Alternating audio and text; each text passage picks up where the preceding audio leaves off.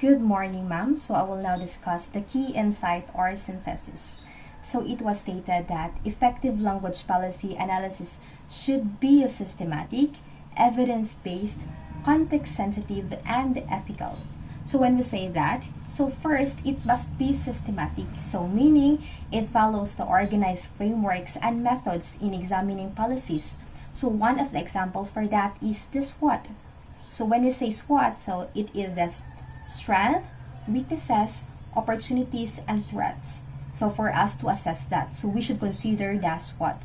So researchers and educators should not only rely on opinions, but should use proper tools and analytical approaches to understand if policy work in real life situation. So for the second one, language policy analysis must be evidence-based. So when we say evidence-based, decision and evaluation should rely on data such as test scores, classroom observations, interviews, and feedback from teachers, students, and parents. So evidence greatly helps to determine whether the policy is truly effective or if changes are needed. So the third one, it should be context sensitive. So every school and community has different cultural, social, and linguistic realities. So policies that work in one places may not work effectively sa another. And it was true. Because of this, language policies should consider local conditions, available resources, and actual needs sa mga learners. So for the last one, language policy analysis must be ethical and inclusive. So when we say ethical and inclusive, it should promote fairness, equity, and equal opportunities sa tanan nga learners regardless sa ilahang language background and cultural background. So the main goal of policy analysis is that it is not only to improve academic performances but also to ensure that no learner is excluded or disadvantaged. So this ensures that language policies are not only theoretical sound but also practical, responsive, and beneficial sa real-world nga application or setting. So the importance of policy evaluation is very important. It is very essential because it helps determine whether the policy truly improves learning outcomes. So in the conclusion part, policy analysis and evaluation in language education are more than technical procedures. They are also professional and ethical responsibilities because they directly affect learners, teachers, and the communities. So through our careful analysis and evaluation, ang mga educators and policy makers maka-identify sila whether the language policies can truly improve education and response to the needs of the students. So proper evaluations helps ensure that language policies enhance learning outcomes by improving comprehension, participation sa mga students, and academic achievement. So it also helps preserve linguistic diversity by recognizing and respecting local and indigenous languages instead of focusing only on dominant or global languages. So in addition for that, effective policy evaluation promotes equity, inclusion in education. Why? Because maka-ensure that learners from different cultural and linguistic backgrounds are given fair opportunities to succeed. So policies should not create barriers for certain groups. Instead, they should support equal access to quality education.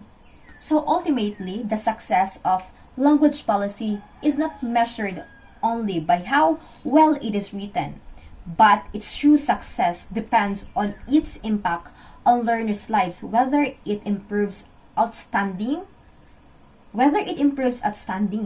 supports identity, and of course, the culture.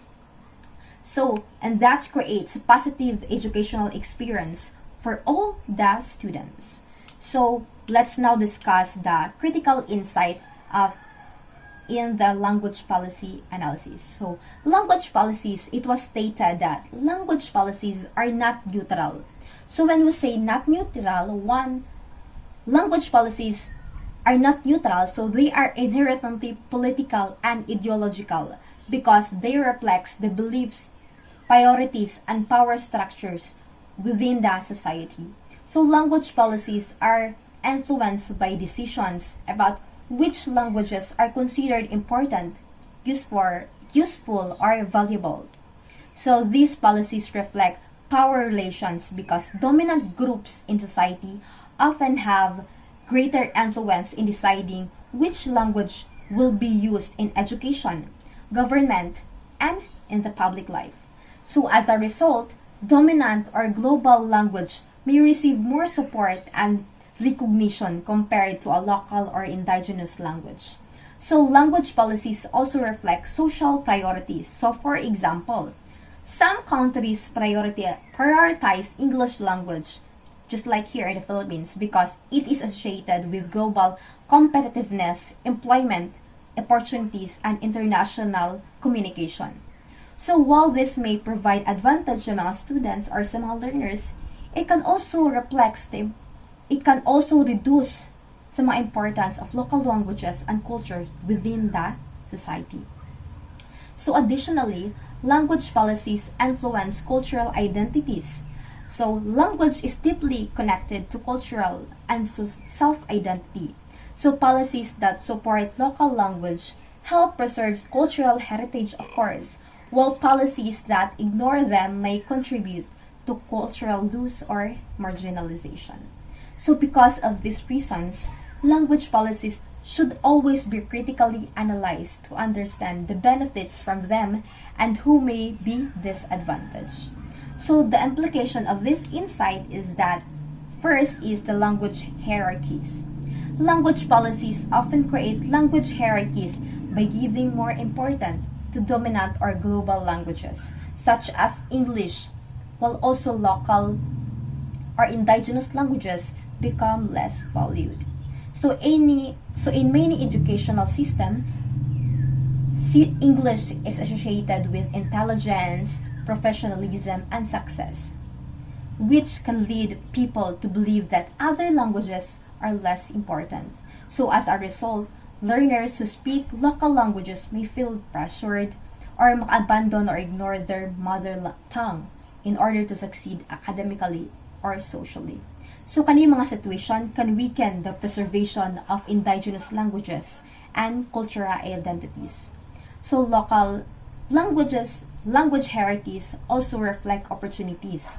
So students who are more fluent in dominant language may perform better in school or have greater access sa mga employment opportunities, while those who primarily speak local language may face disadvantage. So for the second one is the inequality.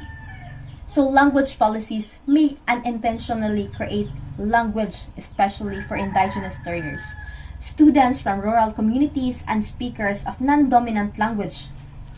So when instruction is delivered primarily in a language that learners do not fully understand, so of course they must struggle with comprehension, participation, and academic performance. So it can weaken their academic performance and participation. So for example, indigenous learners may face difficulties if their own language is not supported in the classroom. So similarly, students in rural areas may have fewer resources, less exposure to dominant language, and limited access to quality materials or quality educational materials. So because of these challenges, some learners of course feel included or excluded. They feel excluded or discouraged. So with that, it can affect their confidence and educational success.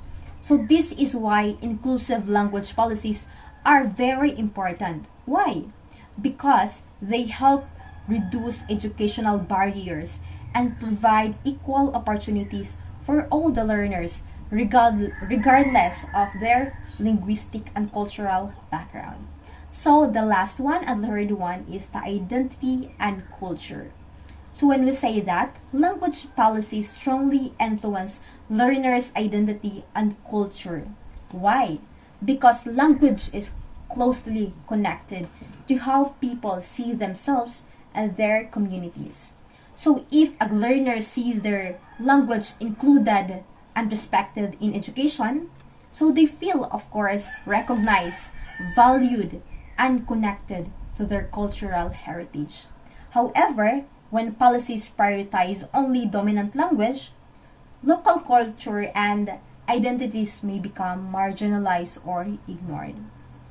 So learners may begin to feel that their own language and tradition are less important than those associated with dominant languages. So inclusive language policies greatly preserve cultural heritage and strengthen learners' sense of identity. They also encourage respect for diversity by recognizing the value of mga different languages and cultures within their community or the society. So in this way, language policies can contribute not only to academic development but also to cultural preservation and social inclusion. Social inclusion. So in conclusion, is that in analyzing and evaluating language policies, it is not enough to ask whether the policy is effective in improving academic performance. So you must also examine whether the policy is fair. Diba tinuod? If it is fair, inclusive, or beneficial sa tanan nga learners. A truly successful language policy should support learning while also respecting linguistic diversity in education.